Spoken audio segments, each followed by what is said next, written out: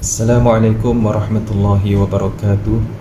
Berjumpa sekali lagi kita di dalam video saya yang seterusnya ini, yang akan berkongsi kepada tuan-tuan dan puan-puan mengenai isu yang menarik.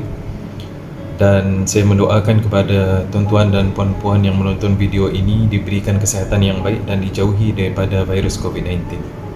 Pada kali ini saya akan berkongsi kepada para penonton mengenai satu isu yang berkaitan dengan sifat ta'assub. Ta'assub menurut bahasa adalah satu keyakinan ataupun satu pegangan yang melampau kepada sesuatu ataupun seseorang. Ia juga sinonim dengan fanatik kepada sesuatu ataupun pelampau.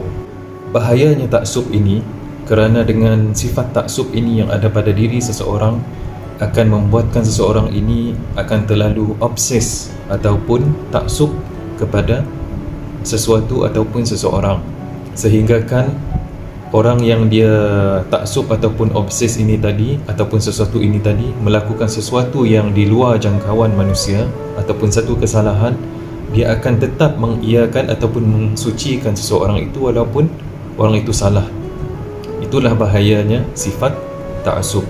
Di dalam Islam sangat melarang sama sekali untuk umatnya menjadi taksub kepada sesuatu ataupun seseorang, sebagaimana firman Allah Subhanahu wa taala di dalam surah Al-Maidah ayat yang ke-77 yang bermaksud, katakanlah wahai ahli kitab, janganlah kamu melampau dalam agama kamu yang secara tidak benar, dan janganlah kamu menurut hawa nafsu sesuatu kaum yang telah sesat sebelum ini dan menyesatkan banyak manusia, dan juga sekarang mereka telah tersesat jauh dari jalan yang betul.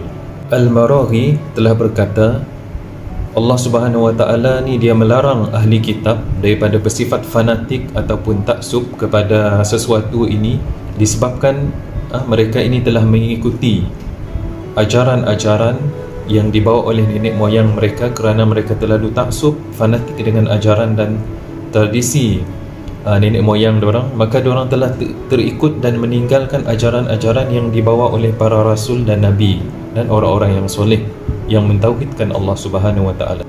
Rasulullah sallallahu alaihi wasallam bersabda di dalam satu hadis mengenai tentang sifat taksub ini yang bermaksud, awasilah kamu dalam melampau dalam beragama, kerana binasanya orang-orang sebelum kamu adalah disebabkan sifat ghulu mereka dalam beragama.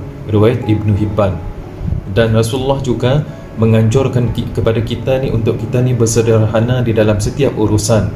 Sebagaimana sabda Nabi sallallahu alaihi wasallam, sesungguhnya agama Islam itu mudah dan tidaklah sama sekali seseorang itu tasyaddud dalam beragama, melainkan pasti agama itu akan mengalahkannya. Oleh sebab itu hendaklah kamu menepatinya dan menghampirinya, dan bergembiralah dengan berita itu, dan mohonlah pertolongan kamu dengan waktu pagi dan petang dan sedikit daripada waktu malam. Yakni dalam lafaz yang lain pula, hendaklah kamu bersikap sederhana.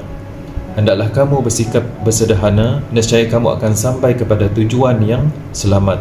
Riwayat Al-Bukhari. Di sini kita dapat melihat bahawa Islam sangat menitik beratkan tentang untuk kita ni bersifat bersederhana di dalam apa-apa sekalipun yang kita lakukan. Termasuklah di dalam kita menyukai ataupun berminat dengan sesuatu perkara ataupun seseorang, hendaklah kita bersederhana, kerana setiap manusia ataupun sesuatu itu adalah makhluk Allah Subhanahu wa taala, yang maha sempurna hanyalah Allah. Manusia ini adalah masih tidak sempurna. Jadi apa yang kita boleh lakukan adalah dengan kita mengikuti apa yang diajarkan di dalam Islam untuk kita bersederhana di dalam kita menyukai seseorang. Okey, itu sahaja yang saya ingin kongsikan kepada para penonton. Semoga bermanfaat insya-Allah. Dan kita akhiri dengan Assalamualaikum warahmatullahi wabarakatuh.